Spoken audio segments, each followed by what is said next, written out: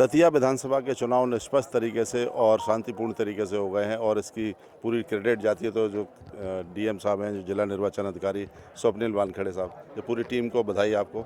और सबसे बड़ी बात है कि ये आपने जो इसकी तैयारी की, किस तरीके से किया, फूल प्रूफ तरीके से पूरा शांतिपूर्ण हुए, 15 राउंड बड़े आसानी से निकल गए, पता ही नहीं चला। आज हमारी पूरी टीम ने, एसडीएम और उनकी पूरी टीम ने अच्छी एक प्लानिंग हमने करके रखी थी। 2 राउंड में 20-20 टेबल से 15 राउंड कराए थे और मतगणना ठीक 8 बजे चालू हुई, जिसमें ये प्लानिंग था कि पहले 2 या 3 राउंड धीरे कराए जाए ताकि लोगों को पूर्ण विश्वास हो कि जो प्रोसेस चल रही है वो सही चल रही है। जब उनको पूरा कॉन्फिडेंस हो जाए तब हम चीज़ें ले जा सकते हैं, क्योंकि सबको नया नया अनुभव होता है।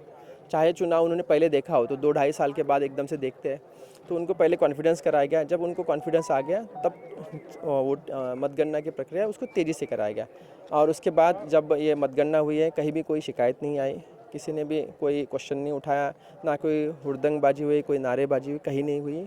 और उसके बाद जब चुनाव ये मतगणना पूर्ण हुई थी, मतगणना पूर्ण होने के बाद भी किसी ने रिकाउंटिंग के लिए भी कोई आवेदन नहीं दिया है। सबसे पहले शुरुआत जो डाक मत पत्रों से हुई थी, तो उसकी काउंटिंग किस तरीके से आपने मैनेज किया?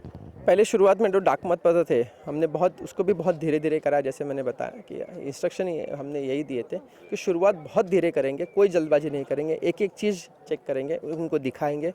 जब वो पूरा फॉर्म समझेंगे कि किस बात पे रिजेक्ट होता है, किस बात पे स्वीकार होता है, कब हम रिजेक्ट करना चाहिए ही चाहिए, जब उसको पूरा क्लियर कर दिया गया तब 2 घंटे बाद उसको तेज़ी से ले आया गया और 2.25 घंटे 2.5 घंटे में हमने पोस्टल बैलेट भी क्लियर कर दिया था। अच्छा, एक आखिरी सवाल है, आप चूँकि सोशल मीडिया पे भी बड़े एक्टिव रहते हैं और एक मैसेज देना चाहते हैं, तो ये ईवीएम को लेकर जो भ्रांतियाँ होती हैं, चूँकि आपका भी शायद पहला चुनाव था, क्या कहना चाहेंगे? चुनाव तो मैंने बहुत कराए है, बस कलेक्टर के रूप में ये पहला चुनाव था।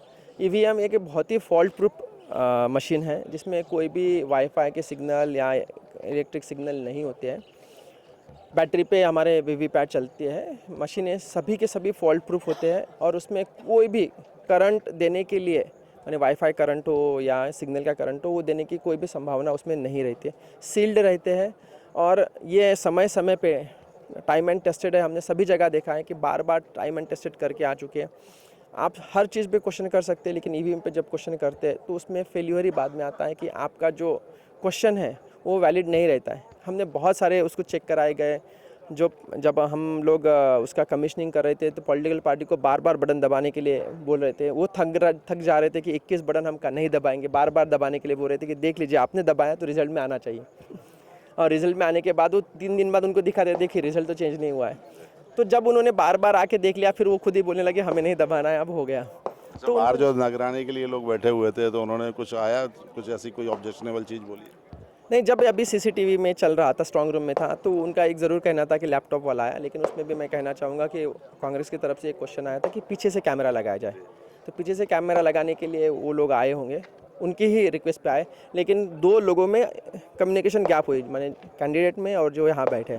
फिर जब उनको समझा गया कि आपके आवेदन के लिए आए हैं तो उन्होंने ओके कर दिया था। धन्यवाद। तो ये थे जिला निर्वाचन अधिकारी स्वप्निल वानखेड़े साहब, और जिनका कहना है कि जो चुनाव किए गए हैं वो निष्पक्ष तरीके से किए गए हैं और जो ईवीएम को लेकर जो सवाल समय समय पर उठते रहते हैं उस पर भी उन्होंने अपनी सफाई दी है। कैमरामैन अजय उपाध्याय के साथ जावेद खान, INH न्यूज़, दतिया।